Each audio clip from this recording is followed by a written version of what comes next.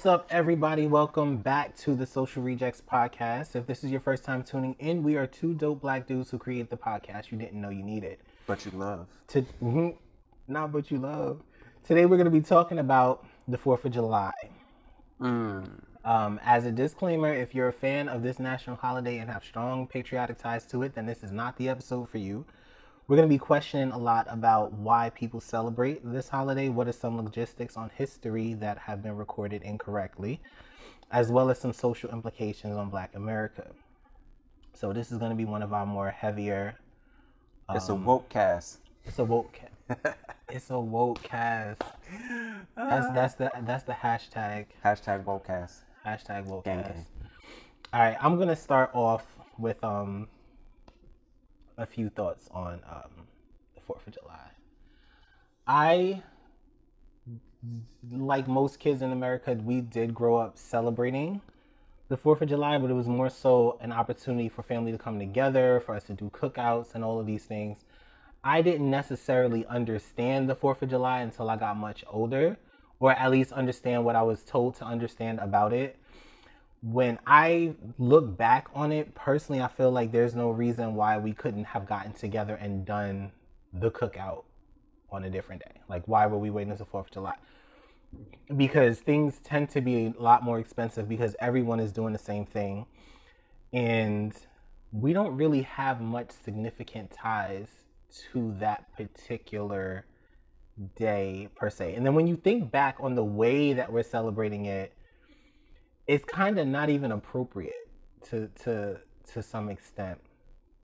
So I'm gonna like put that out there. I'm gonna turn it over to KB because I know that you have a lot to say and a lot of research to bring to the conversation.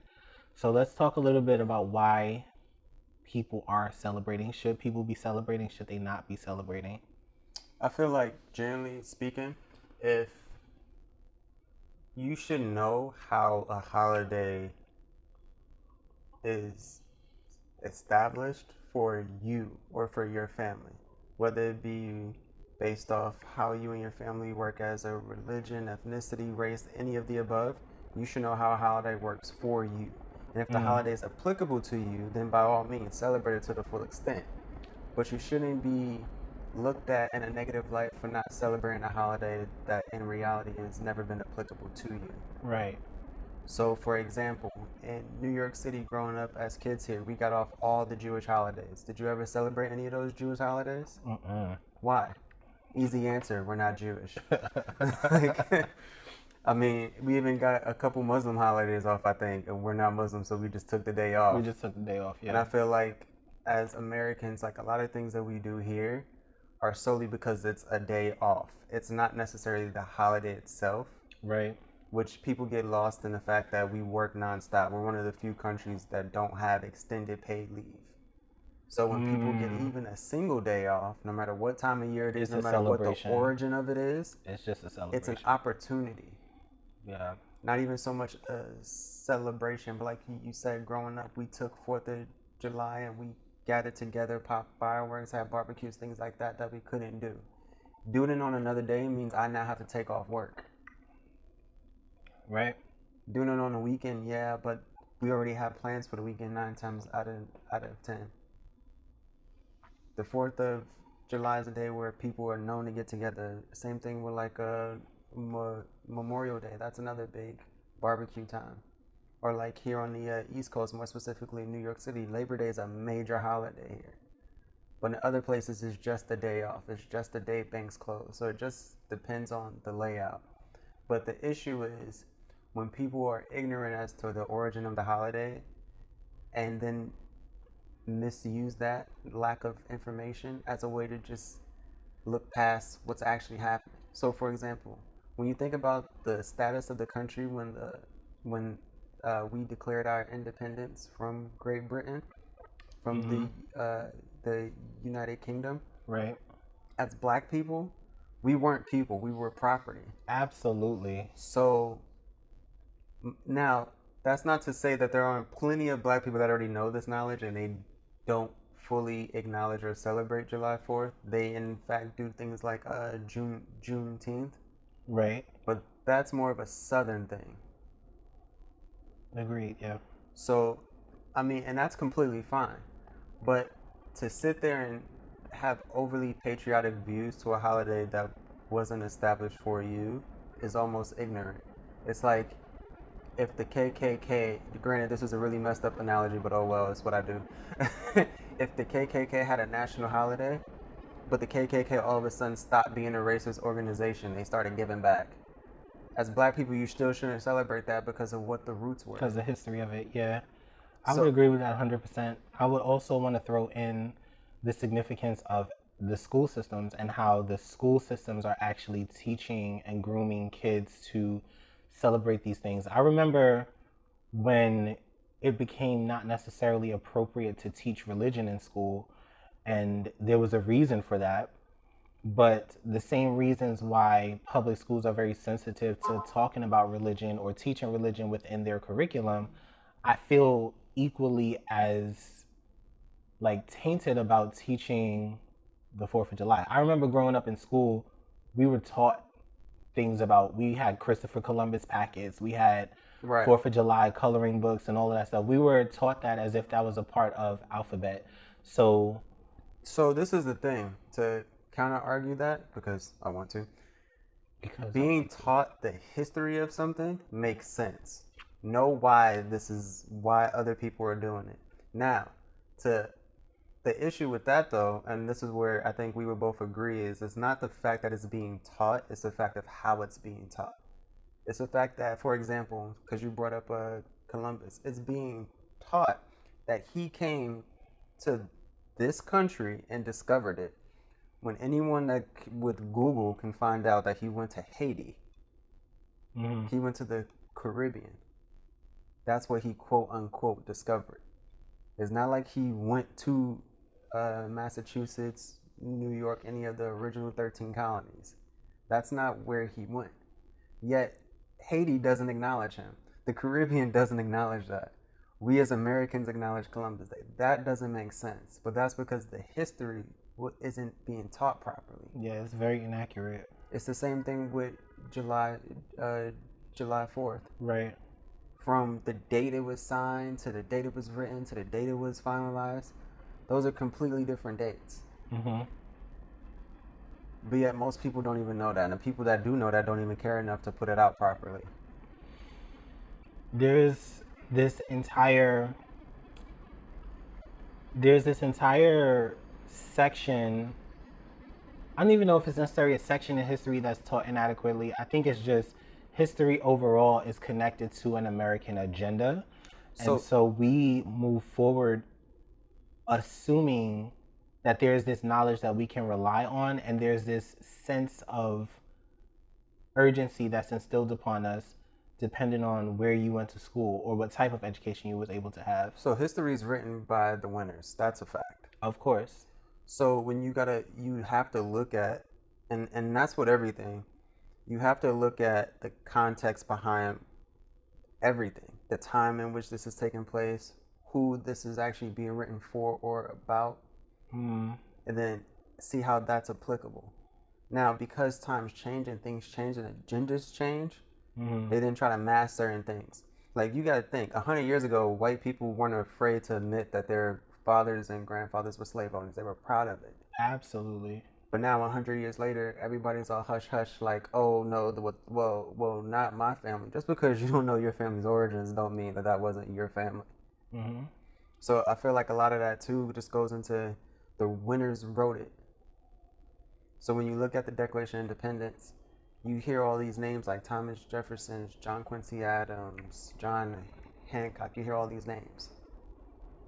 All these people fit a very particular demographic. Right. A very particular social status and class at that time. When they were making these decisions and choices and establishing the country, they were establishing it for people like them. They did not take into account how the country would be now. Is it their fault? No, because you gotta look at the time and the time frame in which they lived. That was their norm. Absolutely. That's like, even if you look at, because then people look at them as evil men or bad men because they own slaves. during the time in which they lived, That that was was common standard. practice. Let's say 50 years from now, no one's allowed to have pets, I animal was rights gonna. It's funny activists, that you right? mentioned that. I was literally gonna bring up the same exact thing. But that's not to compare us as black people to pets or animals, but that's the mindset that people had back then towards black people is the same mindset people have towards cats and dogs now. They're just property, just animals. Yeah, absolutely. Then And that just as affinity that you have some pet owners considering quote unquote their pet is a part of the family. That's right, the same thing that was happening back with the slave owners, is that they had their slaves, which was quote unquote a part of the family, and they right, would bring them to church with them and right, in their quote unquote Sunday's best and all of these different things. And intellectually, we fell into the same trap that we're falling into right now in terms of celebrating these holidays. We're just relying on the fact that we're fed this information, and we're basing our lives around this information we're fed without ever questioning it. Now, compromise, a solid compromise, I just thought about this, would be to use these dates, these times, to teach the truth. Not as a society, because society is never going to do that. The winners Oh are always no. going to write history. But it's up to us as adults, as parents, to teach the generation coming after us what we weren't taught. So why would it be a bad idea to use July 4th to teach what that day actually means to us as a people? No, that's Because that's down. that in and of itself, to my I guess according to my view, that in and of itself is still acknowledging the date, it's still acknowledging the time, it's still acknowledging the events that took place, which does I think does need to be acknowledged, because without that found foundation, things probably wouldn't have progressed the way they are even now. Yes, we have a lot of negative going on, but there's still a lot of things that we can do that we wouldn't be able to do in other countries because of the way this country has been structured. Our country's history is a very important part of the narrative that's not being discussed enough.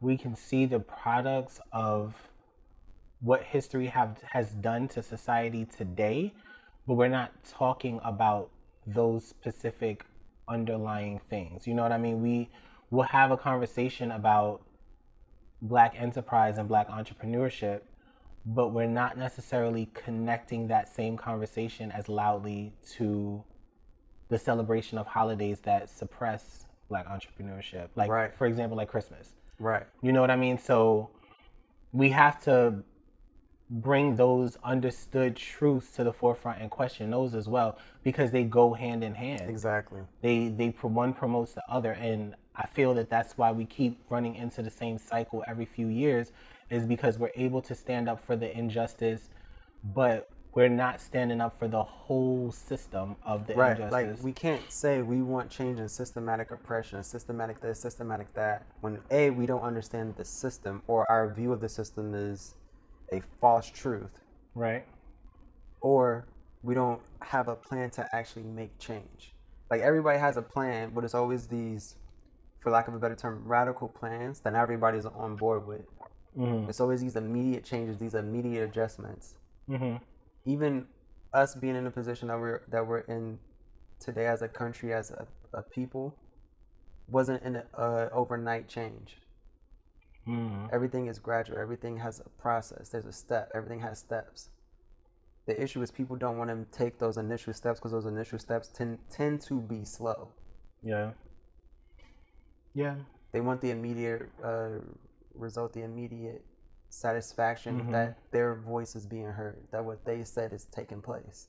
And they also don't want to question their own selves and think about, okay, am I also feeding into this systematic mindset that I'm trying to break? Of And course. so, in order for you to really get in the shoes of where you want to be, you do have to do things like stop celebrating Christmas, Right. or stop going shopping on Black Friday, or you're going to have to make certain lifestyle adjustments that as a black American has become a part of your identity. But now you have to tear that identity down, because being within that identity that was created for you is reinforcing the ideology of the system that you're trying to break. So it really makes me think about prisoners.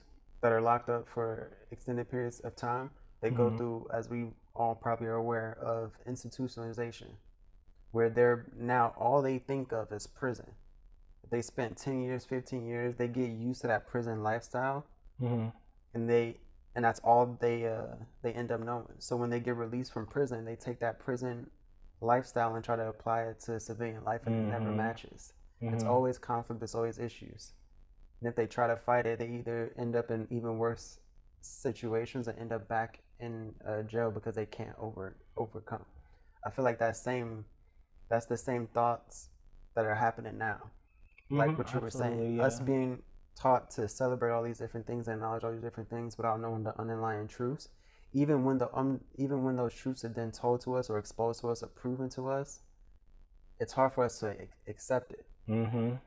Because our brains have already been mapped to go this certain route for so long. To then break that road down and build another one to a different direction almost seems wrong in and of itself. Absolutely. Yeah. It makes you more vulnerable because a part of institutionalized racism or institutionalized oppression of any kind is that you're reconditioning the mind to think about itself in a very particular type of way.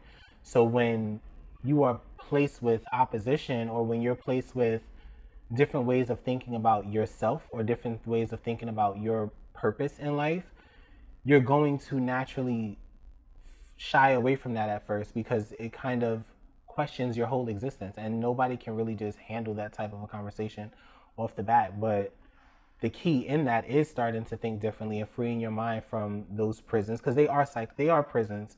So you have to free your mind from these modes of operation that feed into the self-destructive technique of your identity, because the self-destruction is what the racism institution wants. It's not that they are going to destroy you, it's that they're going to teach you how to destroy yourself. Exactly. So we have to break. It's important for us to fight. It's also important for us to readjust the way that we live.